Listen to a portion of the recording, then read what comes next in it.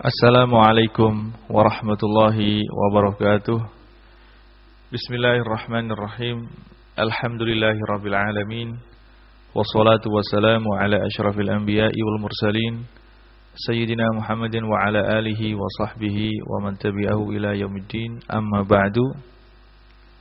Para pendengar yang saya muliakan, alhamdulillah, pada malam hari ini seperti biasa kita bisa bersua kembali dalam kajian kita, dalam kajian fikih, kajian kitab takrib.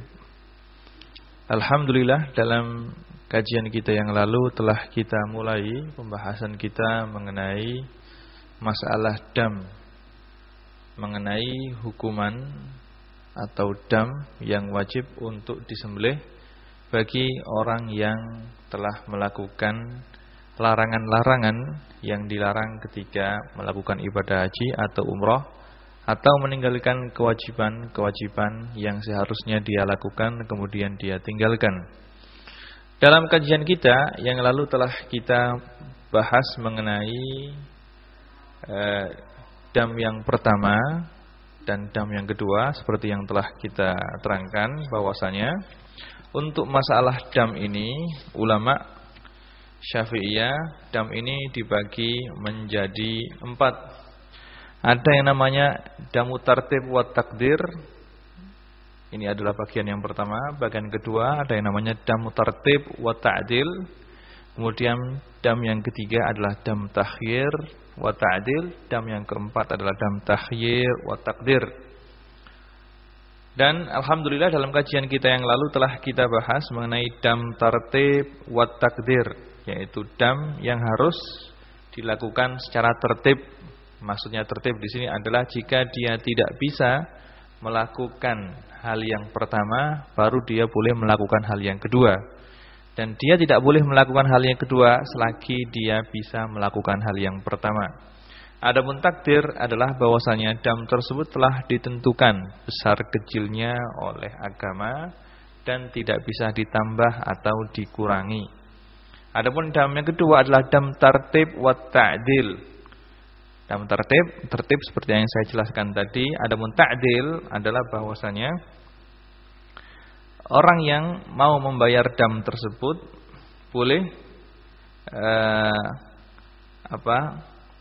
ta'dil, yaitu boleh yakni dam yang dia bayar tadi itu boleh dikira-kirakan harganya berapa, kemudian diganti dengan membayar dengan bersedekah atau diganti dengan puasa. Tetapi harus tertib, tidak boleh melakukan hal yang kedua selagi dia bisa melakukan hal yang pertama. Ini adalah dam tertib dan ta'dil. Untuk dam bagian yang ketiga adalah dam takhyir wa ta'dil. Dam yang ketiga ini, dam takhyir dan ta'dil, yang dimaksud dengan takhyir adalah bahwasanya orang yang telah melakukan kesalahan atau telah melakukan salah satu dari sebab dam ini boleh memilih antara hal yang nomor 1 atau nomor 2 atau nomor 3, tidak tertib. Jadi takhyir ini adalah kebalikan tertib. Kalau tertib maka dia tidak boleh memilih hal yang kedua selagi dia bisa melakukan hal yang pertama. Tapi kalau takhyir dia bebas, baik memilih hal yang ketiga atau kedua atau yang pertama boleh. Wa ta'dil, yang dimaksud dengan ta'dil, kalau tidak bisa maka dia boleh misalnya mengira-ngirakan berapa harga daripada dam yang harus dia bayar, kemudian dia ganti dengan membayar sedekah kepada fakir miskin di tanah haram sebesar harga daripada dam yang harus dia bayar, atau kalau tidak bisa begitu maka dia harus membayarnya dengan puasa. Untuk dam yang ketiga ini, dam takhyir dan ta'dil, ulama menjelaskan bahwasanya sebab daripada dam yang ketiga ini adalah 2 hal. Yang pertama adalah qatlus sayd, membunuh binatang buruan. Yang kedua adalah qat'us syajar, memotong tanaman atau tumbuhan yang ada di tanah haram. Jadi dam yang ketiga ini sebabnya adalah 2 hal ini. Seperti yang saya jelaskan, qatlus sayd, membunuh binatang buruan. Orang yang membunuh binatang buruan di tanah haram, maka dia harus membayar dam. Seperti yang saya jelaskan bahwasanya baik orang tersebut dalam keadaan haji, dalam keadaan ihram, atau orang yang tidak ihram, maka bagi mereka haram, bagi orang yang berada di tanah haram untuk membunuh binatang buruan. Cuma bagi orang yang sedang dalam keadaan ihram, dia kena dam. Dia kena dam kalau memang hayawan yang dia bunuh atau hewan yang dia bunuh, binatang buruan yang dia bunuh adalah binatang wahsy, binatang yang bukan binatang yang lunak atau binatang yang jinak. Kemudian bari, binatang tersebut adalah binatang darat, dikecualikan ikan dan yang lainnya. Terus binatang yang makul, binatang yang bisa dimakan dagingnya. Kalau binatang tersebut, binatang buruan yang dibunuh tadi telah memenuhi 3 syarat ini, wahsy, tidak jinak, yang kedua bari, binatang buruan darat, dan makul, binatang yang bisa dimakan dagingnya, maka dia terkena dam. Perinciannya adalah sebagai berikut. Kalau misalnya binatang yang dibunuh, binatang buruan yang dibunuh itu mempunyai perumpamaan dari binatang ternak, maka dia bisa memilih 3 hal. Yang pertama, dia membeli binatang yang serupa dengan binatang yang dia bunuh. Misalnya, kalau seandainya dia membunuh seekor na'amah, dia berburu terus membunuh seekor burung onta, maka kalau dia membunuh dan berburu seekor burung onta, maka dia wajib untuk mengganti burung onta tersebut dengan membeli seekor onta. Atau dia membunuh seekor khimar wahsy, seekor zebra, maka dia sebagai gantinya dia wajib untuk menyembelih seekor sapi atau seekor kerbau. Karena khimar wahsy atau zebra ini dalam bentuknya dia mirip apa? Dalam bentuknya dia mirip sapi, dan dalam besarnya dia mirip sapi. Begitu juga dia bila membunuh seekor kijang, maka dia wajib untuk membeli seekor kambing untuk disembelih sebagai dam yang harus dia ganti. Jadi kalau dia membunuh seekor binatang buruan, yang mana binatang buruan ini adalah binatang yang tidak jinak dan binatang buruan darat, terus binatang ini adalah binatang yang bisa dimakan dagingnya, maka kita lihat kalau binatang tersebut mempunyai perumpamaan dari binatang ternak, dari kambing atau dari sapi atau dari onta, maka dia boleh memilih antara 3 hal. Hal yang pertama, dia bisa membeli binatang yang menyerupai binatang buruan yang dia bunuh. Kalau yang dia bunuh itu adalah seekor burung unta, maka dia boleh membeli seekor unta sebagai tebusan atau sebagai dam dari burung unta yang dia bunuh. Dalam hal ini yang dimaksud dengan perumpamaan di sini adalah dalam hal bentuk, ya, dalam hal bentuk dan dalam hal bentuk daripada binatang yang dia bunuh. Ya, burung onta ini menyerupai onta, maka dia wajib untuk menyembelih seekor onta. Juga kalau dia membunuh seekor zebra, dan zebra ini, khimar wahsy ini mirip dengan seekor sapi, maka otomatis dia sebagai gantinya boleh membeli seekor sapi untuk disembelih sebagai ganti daripada zebra yang dia bunuh tadi. Atau kalau dia tidak bisa atau tidak menemukan binatang ternak misalnya, maka dia bisa memilih dengan membeli makanan dengan harga daripada binatang ternak yang menyerupai binatang yang dia bunuh. Kalau misalnya dia membunuh seekor burung onta atau membunuh seekor zebra, maka otomatis dia wajib mengganti burung onta tersebut dengan menyembelih onta. Kalau dia tidak menemukan onta atau tidak mau membeli onta, repot misalnya, maka dia bisa memilih hal yang kedua, yaitu dengan membeli makanan dengan harga seekor onta. membeli makanan dengan harga seekor unta, dan makanan ini disedekahkan kepada fakir miskin yang ada di tanah haram Mekah sana. Kalau dia tidak mau begitu dan tidak punya uang, maka dia boleh memilih hal yang ketiga. Boleh memilih hal yang ketiga dengan berpuasa. Misalnya kalau yang dia bunuh itu adalah seekor burung unta, maka dia seperti yang saya katakan tadi harus menyembelih unta. Kalau tidak menyembelih unta, maka dia membeli makanan pokok dengan harga seekor unta. Kalau tidak begitu, maka dia boleh juga langsung, misalnya harga unta itu berapa? Kalau harga unta itu misalnya 1.500 real, maka 1.500 real ini kalau dibelikan makanan pokok, misalnya kalau dibelikan beras, makanan pokoknya orang Mekah sekarang adalah beras atau gandum, dapat berapa mud? Kalau misalnya 1.500 real Saudi ini kalau dibelikan beras dapat misalnya 1.000 mud, maka dia sebagai gantinya adalah harus berpuasa sebanyak 1.000 hari. Ini adalah bagi binatang buruan yang dia bunuh, yang mana binatang ini mempunyai perumpamaan dari binatang ternak yang ada. Kalau binatang buruan yang dia bunuh ini tidak mempunyai perumpamaan, misalnya dia membunuh seekor belalang yang boleh dimakan, atau dia membunuh kelinci misalnya, maka dalam hal ini dia boleh memilih antara dua hal. Yang pertama, dia membeli makanan pokok seharga binatang yang dia bunuh. Dan dalam hal ini untuk menentukan berapa harga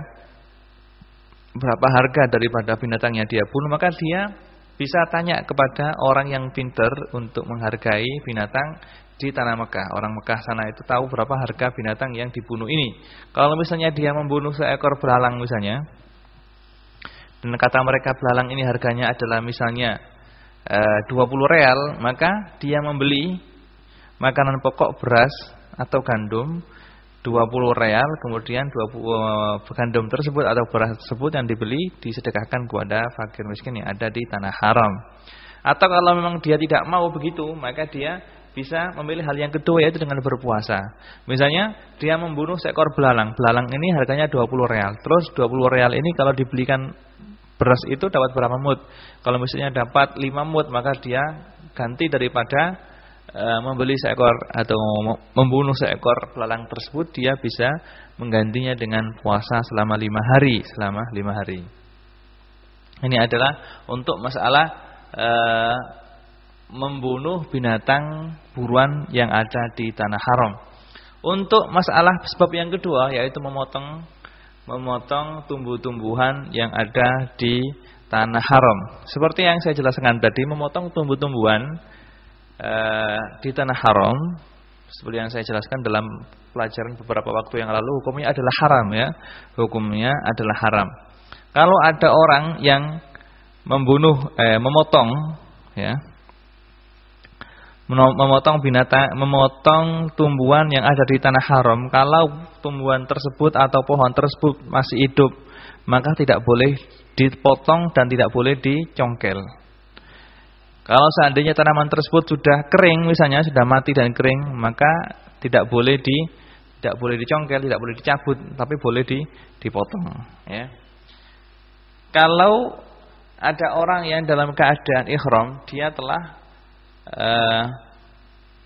telah memotong tumbuhan atau memotong pohon di tanah haram, atau telah mencabut pohon yang ada di tanah haram, maka dia terkena fidyah, terkena dam, dan dia boleh memilih antara 3 hal. Hal yang pertama, kalau kita lihat, kalau pohon yang dia potong atau dia cabut itu pohon besar, maka yang wajib dia lakukan adalah dia harus membayar seekor sapi, diganti dengan seekor sapi. Tapi kalau tumbuhan yang dipotong atau dicabut tersebut tumbuhan kecil ya, 1/7 dari pohon yang besar misalnya, maka dia wajib untuk mengeluarkan dam 1 ekor kambing. Dan perlu diketahui, yang dimaksud dengan pohon besar dan pohon kecil ini adalah berdasarkan adat yang ada ya. Bukan berarti pohon yang besar itu besar sekali seperti pohon asem, bukan. Tapi pohon yang besar di sini adalah pohon tersebut besarnya, tingginya berapa. Misalnya pohon yang ada di haram itu misalnya pohon delima ya. Pohon delima ini kalau kebiasaannya kalau pohon tersebut gede atau besar itu tingginya berapa meter. Kalau misalnya pohon delima ini kalau kita anggap besar itu tingginya 3 meter misalnya atau 2 meter. Maka segitu itu kalau ada orang yang memotong atau mencabut pohon delima yang ada di Mekah misalnya, kalau pohon tersebut sudah mencapai ukuran besar 2,5 meter misalnya atau 3 meter, maka dia wajib untuk membayar seekor sapi sebagai ganti dam daripada dia mencongkel atau memotong pohon tadi. Jadi bukan berarti pohon besar itu adalah pohon yang besar kayunya seperti pohon asem, enggak, tapi yang dimaksud dengan besar ini adalah pohon tersebut sudah mencapai titik besarnya itu paling pol itu tingginya berapa meter. Itu namanya itu namanya pohon yang besar. Adapun pohon yang kecil adalah pohon yang umurnya tingginya itu 1/7 daripada titik ketinggian yang paling tinggi dari pohon tersebut. Misalnya pohon delima itu paling tinggi misalnya 2 meter. Maka 1/7 dari 2 meter itu misalnya kita kira-kirakan misalnya pohon delima yang tingginya misalnya masih 40 cm. Maka 40 cm ini sudah terbilang sudah mencapai 1/7 daripada tinggi pohon delima yang semestinya. Kalau ada orang yang memotong pohon delima yang tingginya misalnya kita kira-kirakan 40 cm itu sudah 1/7 daripada tinggi pohon delima yang biasanya, maka dia terkena harus membayar seekor kambing, Kalau dia tidak mau membayar dengan menyembelih seekor kambing atau menyembelih seekor sapi, maka dia boleh membeli makanan dengan harga kambing kalau memang pohonnya itu pohon kecil, atau dengan harga sapi kalau pohonnya itu pohon besar. Kemudian makanan tersebut disedekahkan kepada fakir miskin yang ada di tanah haram. Kalau tidak mau begitu, maka gantinya dia bisa memilih puasa. Misalnya puasa ini berapa? Misalnya seandainya harga seekor kambing atau seekor sapi ini kalau dibelikan makanan pokok itu dapat berapa mud? Kalau misalnya dapat 1000 mud, maka dia wajib mengganti dengan 1000 hari puasa. Gitu. Begitu juga kalau misalnya yang dia wajib untuk bayar adalah untuk menyembelih seekor kambing. Kalau dia tidak mampu, maka dia boleh untuk memilih dengan puasa. Seekor kambing itu harganya berapa? Harganya 300 real misalnya. Kalau 300 real itu dibuat untuk membeli makanan pokok beras atau gandum ya. Kalau mendapatkan berapa mud? Kalau kita kira-kirakan mendapatkan 70 mud, maka dia harus puasa sebanyak 70 hari.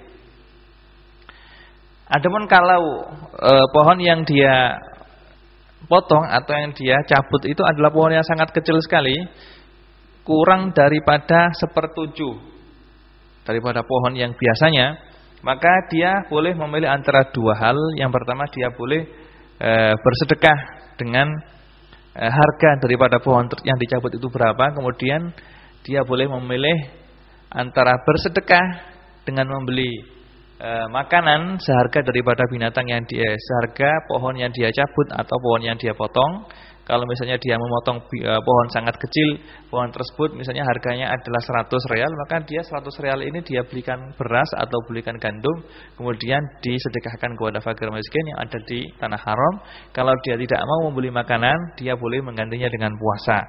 Puasa misalnya dapat berapa mud? Misalnya 100 real itu dapat berapa mud? Kalau misalnya dapat 50 mud, maka gantinya adalah puasa 50 hari. Ini adalah untuk dam yang ketiga, yaitu dam at-takhyir wa ta'dil. At-takhyir wa ta'dil yaitu dam yang boleh kita memilih antara hal-hal yang disebutkan tadi, dan ta'dil, maksudnya ta'dil adalah boleh kita ganti dengan makanan dan boleh kita ganti dengan puasa. Dan sebabnya ini ada dua, yaitu membunuh binatang buruan dan memotong pohon yang ada di tanah haram.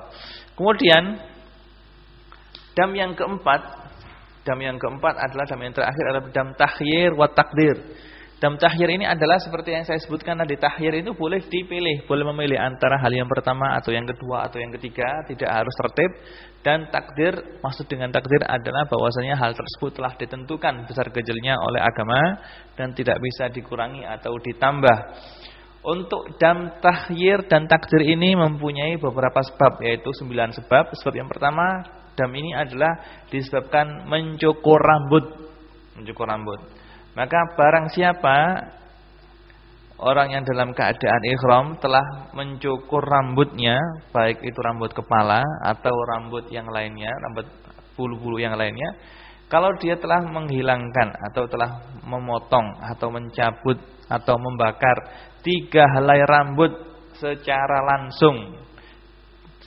langsung di satu tempat langsung dan dalam satu tempat dan dalam satu waktu, maka orang tersebut wajib untuk terkena dam ini. Adapun jika orang tersebut mencukur 2 helai rambut, maka dia cuma terkena harus membayar 2 mud, atau mencukur 1 helai rambut, maka dia wajib membayar 1 mud. Yang kena dam ini jika dia telah mencabut atau memotong atau mencukur 3 helai rambut secara bersamaan. Sebab yang kedua adalah memotong kuku. Barang siapa yang telah memotong kuku 3 kuku secara langsung, maka dia wajib terkena dam. Tapi kalau dia memotong 2 kuku saja, maka terkena 2 mud. Atau memotong 1 kuku saja, maka terkena 1 mud, Jika dia misalnya jam 8 dia memotong 1 kuku, kemudian jam 9 dia memotong 1 kuku lagi, kemudian jam 10 memotong 1 kuku lagi, maka dalam keadaan seperti ini dia tidak kena dam, tapi harus membayar 3 mud, karena memotong kukunya dilakukan pada waktu yang berbeda-beda. Dia kena dam ini jika dia memotong 3 kuku dalam waktu yang sama. Sebab yang ketiga adalah dia memakai pakaian yang menyelimuti tubuhnya bagi orang laki-laki, memakai pakaian mukhit atau memakai sarung tangan bagi orang perempuan. Sebab yang keempat adalah orang yang menutup kepala bagi orang laki-laki atau menutup wajah bagi orang perempuan, maka terkena dam. Ini dam tahyir wa takdir. Yang kelima, orang yang meminyai rambutnya atau meminyai jenggotnya. Kalau memberi minyak, pakai minyak untuk rambutnya atau jenggotnya, maka dia terkena dam ini. Sebab yang keenam adalah atib, orang tersebut memakai wangi-wangian. Sebab yang ketujuh adalah mubasyarah bisyahwah. Kalau orang tersebut mubasyarah bisyahwah tanpa ada hail, tanpa ada penghalang antara dia dan istrinya misalnya, maka dia terkena dam tahyir wa takdir. Sebab yang kedelapan adalah orang yang melakukan jima atau senggama setelah melakukan senggama yang membatalkan atau merusak hajinya. Jadi setelah dia misalnya melakukan senggama atau jima sebelum tahallul awal, berarti hajinya telah rusak. Dan meskipun hajinya telah rusak, telah fasad, tapi dia wajib untuk meneruskan hajinya. Kemudian sebelum dia selesai haji melakukan jima lagi, maka jima yang kedua yang dia lakukan setelah jima yang pertama yang merusak hajinya, ini terkena dam juga, yaitu dam tahyir dan dam takdir. Kemudian sebab yang 9 adalah wat'u baina tahallul awal wa tahallul tsani. Jika dia melakukan jima, persetubuhan di antara 2 tahallul, setelah melakukan tahallul pertama sebelum selesai melakukan tahallul yang kedua, maka orang tersebut juga terkena dam ini, dam tahyir wa takdir. Dam tahyir dan takdir ini apa? Dia boleh memilih antara 3 hal. Yang pertama dabhusya, memilih antara 1 adalah menyembelih kambing, au saumu salasati ayyam, atau kalau dia tidak mau menyembelih kambing, dia boleh menggantinya dengan puasa 3 hari, au tasadduq bi salasati asuin, atau kalau tidak mau untuk puasa 3 hari, bisa dia ganti dengan bersedekah sebesar 3 sok makanan pokok yang diberikan kepada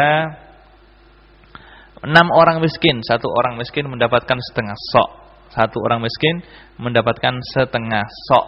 Ini adalah dam bagi orang yang melakukan larangan-larangan yang saya sebutkan tadi. Jadi dam yang terakhir ini, dam tahyir dan takdir, ini adalah dam yang wajib untuk dibayar bagi orang yang pertama telah memotong kuku, 3 kuku secara langsung, atau memotong 3 helai rambut secara langsung, orang yang memakai pakaian yang menyelimuti tubuhnya, pakaian muhid, atau orang perempuan yang memakai kaos tangan, atau orang laki-laki yang telah menutup kepala, atau perempuan yang telah menutup wajah. Terus bagi juga dam ini juga wajib untuk dibayar bagi orang yang meminyaki rambutnya, baik rambut kepala atau rambut jenggotnya. Juga orang yang telah memakai wangi-wangian, juga orang yang melakukan mubasyarah bisyahwah, juga orang yang melakukan wati, melakukan persenggamaan setelah hajinya rusak. Kemudian sebab yang terakhir adalah orang yang telah melakukan senggama atau wati atau jima di antara tahallul yang pertama sebelum dia selesai melakukan tahallul yang kedua. Dam yang wajib dibayar adalah sebagai berikut. Dia boleh memilih antara 3 hal ini. Boleh menyembelih seekor kambing, atau kalau dia tidak mau dan tidak mampu, dia boleh memilih untuk berpuasa 3 hari.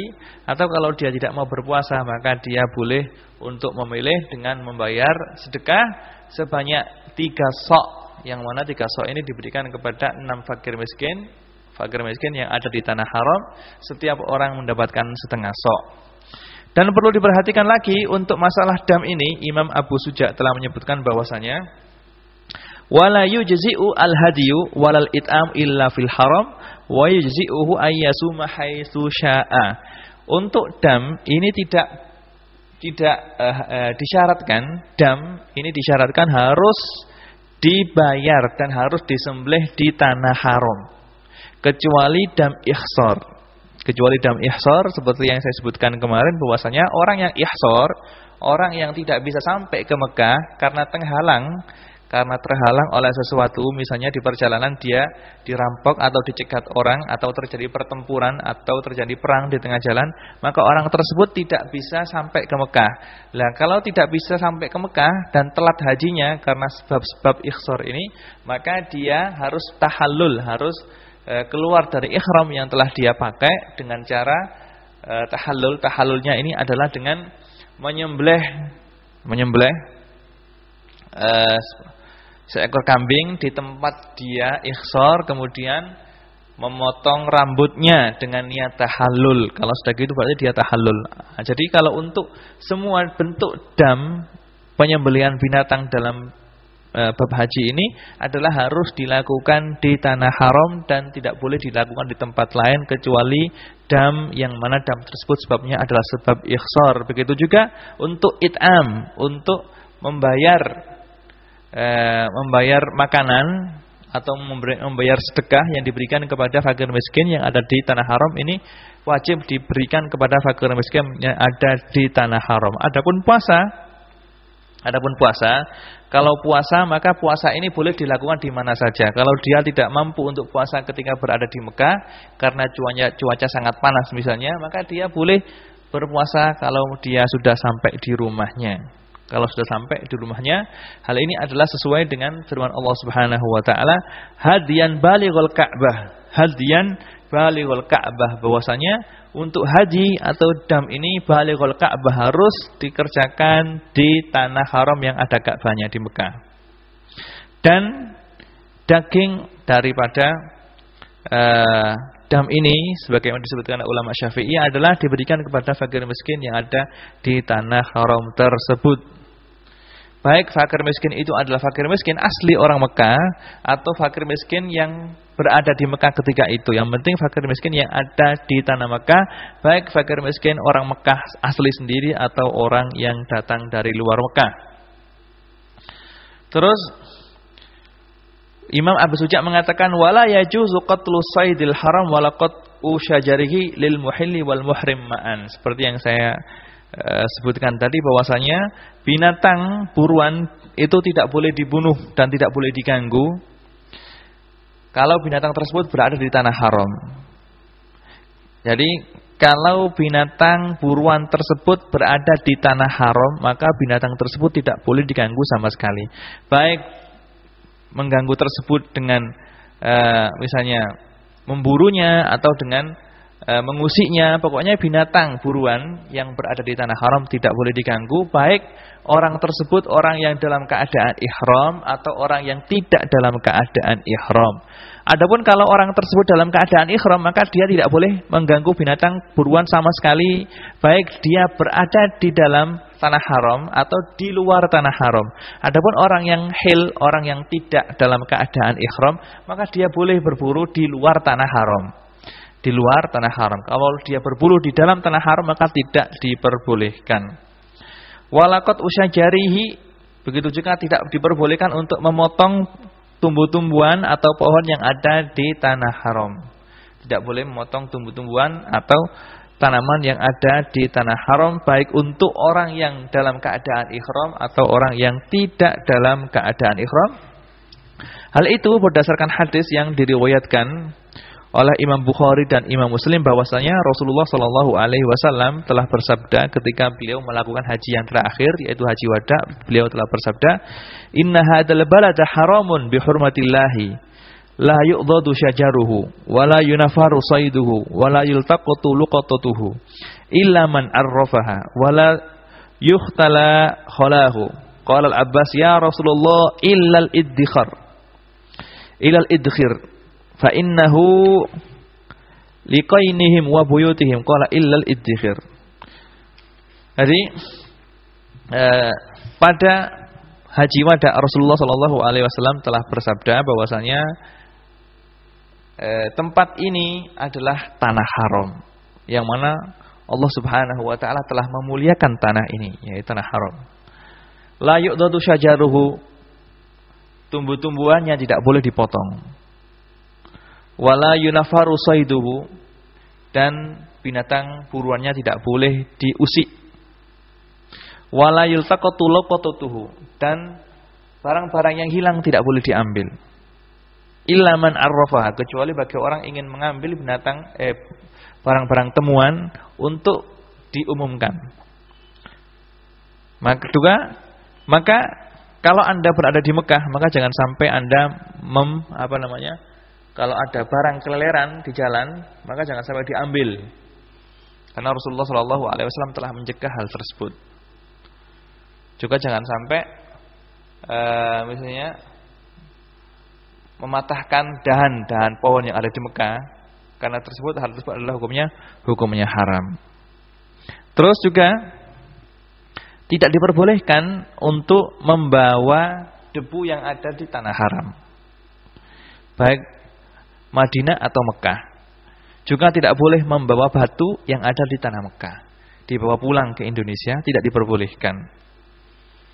Baik Mekah atau Madinah, sebagaimana disebutkan oleh Imam Nawawi di Syarah Muhadzab, bahwasanya haram untuk membawa debu atau tanah yang ada di Mekah atau di Madinah dibawa pulang. Begitu juga batu-batuan yang ada di Mekah atau di Madinah untuk dibawa pulang. Barang siapa yang membawa pulang, maka wajib untuk dikembalikan ke Mekah lagi atau dikembalikan ke Madinah lagi, dan mengembalikannya itu juga perlu biaya berapa. Maka jangan sampai, harus ingat bahwasanya benda-benda yang ada di Mekah dan ada di Madinah tidak boleh kita bawa untuk kita bawa ke Indonesia, karena hal itu adalah hukumnya haram. Nah, sekiranya cukup sekian kajian yang bisa kita ambil untuk kesempatan kita pada malam hari ini. Dengan selesainya kajian kita mengenai masalah dam ini, maka selesai pula kajian kita mengenai bab haji, dan insyaallah untuk pertemuan kita yang akan datang kita akan membahas masalah, kita akan memulai pembahasan kita mengenai muamalat, mengenai masalah muamalat. Terus yang perlu diperhatikan lagi sebelum saya tutup kajian ini, termasuk hal yang disunahkan lagi bagi orang yang haji adalah untuk berziarah ke makamnya Rasulullah Sallallahu Alaihi Wasallam. Karena ziarah ke makamnya Rasulullah Sallallahu Alaihi Wasallam adalah sunnah dengan ijma' ulama, dengan kesepakatan para ulama. Semua ulama telah sepakat bahwasanya ziarah makamnya Rasulullah hukumnya adalah sunnah. Maka Anda jangan terkecoh dengan pendapat beberapa orang atau keluar-keluarnya beberapa orang bahwasanya ziarah ke makamnya Rasulullah tidak disunatkan. Mereka itu adalah tidak benar dan salah, karena Sebelum mereka berkoar-koar telah terjadi ijma' atau ulama telah sepakat bahwasanya ziarah makamnya Rasulullah sallallahu alaihi wasallam hukumnya adalah sunnah. Bahkan sebagian ulama mewajibkan untuk berziarah ke makamnya Rasulullah sallallahu alaihi wasallam seperti Imam Ibnu Arabi atau Imam Abi Al-Imran. Beliau berdua mewajibkan untuk ziarah ke makamnya Rasulullah sallallahu alaihi wasallam. Kalau ziarah ke Madinah, maka niatnya adalah ziarah kepada Rasulullah, juga ziarah kepada Masjid Rasulullah dan niat untuk iktikaf di sana. Karena Allah Subhanahu wa taala telah berfirman dalam surat An-Nisa ayat 64, "Walau annahum idzalamu anfusahum ja'uka fastaghfirullaha wastaghfara lahumur rasul lawajadullaha tawwabar rahima." Jika mereka semuanya telah zalim atau aniaya terhadap diri mereka sendiri, kemudian datang kepadamu untuk minta ampunan kepada Allah Subhanahu wa taala, maka Allah Subhanahu wa taala akan mengampuni mereka dan Allah Subhanahu wa taala dan mereka akan mendapatkan Allah Subhanahu wa taala sebagai zat yang Maha Pengampun dan zat yang Maha Penyayang. Dari ayat ini maka para ulama mengatakan ziarah kepada makamnya Rasulullah sallallahu alaihi wasallam adalah sunnah dan niatnya adalah kita untuk minta doa kepada Rasulullah sallallahu alaihi wasallam agar segala dosa kita diampuni oleh Allah Subhanahu wa taala. Dalam sebuah hadis Rasulullah sallallahu alaihi wasallam sebagaimana disebutkan dan diriwayatkan oleh Imam Daruqutni dan Imam Khatib, hadisnya adalah man hajja walam yarani faqad jafani. Barang siapa yang haji dan tidak ziarah kepadaku maka benar-benar telah jauh dariku atau telah berbuat jelek denganku ya. Dan dalam hadis yang lain, wa man zarani bil madinati muhtasiban kuntu lahu syahidan wa syafi'an yaumil qiyamah. Barang siapa yang ziarah kepadaku di Madinah dengan niat untuk mendapatkan muhtasiban dengan niat untuk beribadah, maka besok pada hari kiamat aku akan menjadi saksi dan menjadi orang yang memberikan syafaat kepada dia. Maka sebagai orang yang haji jangan sampai terlewatkan ziarah ke makamnya Rasulullah sallallahu alaihi wasallam, dan ketika masuk ke Madinah maka masuklah ke kota Madinah dengan tata krama yang baik. Jagalah tata krama Anda dan jangan sampai lewatkan untuk sholat di masjidnya Rasulullah sallallahu alaihi wasallam, dan untuk memperbanyak ibadah juga kalau bisa untuk sholat di raudhahnya Rasulullah sallallahu alaihi wasallam, karena raudhah sebagaimana dalam hadis yang sahih, raudhah adalah termasuk taman daripada tamannya surga. Begitu juga ketika Anda berada di Mekah, jangan sampai Anda sembarangan, karena di Mekah adalah kota suci. Maka kalau Anda berada di Mekah, maka usahakan Anda bisa menjaga hati Anda dengan selalu husnudzan, berbaik sangka kepada sesama orang muslim, juga untuk selalu berakhlak karimah karena Mekah adalah kota suci, begitu juga kota Madinah adalah kota suci. Kiranya cukup sekian kajian yang bisa kita sampaikan untuk pertemuan kita pada malam hari ini. Mudah-mudahan apa yang kita sampaikan pada malam hari ini selalu diridhai Allah Subhanahu wa taala dan bisa kita amalkan dan menjadi ilmu yang manfaat. Nasallahu subhanahu wa ta'ala yaj'al ilmana ilman nafi'a wa yaj'al ilmana hujjatan lana la hujjatan 'alaina wa sallallahu ala sayyidina Muhammadin wa ala alihi wa sahbihi wa sallam. Subhana rabbika rabbil izzati amma yasifun wa salamun alal mursalin walhamdulillahi rabbil alamin. Wassalamu alaikum warahmatullahi wabarakatuh.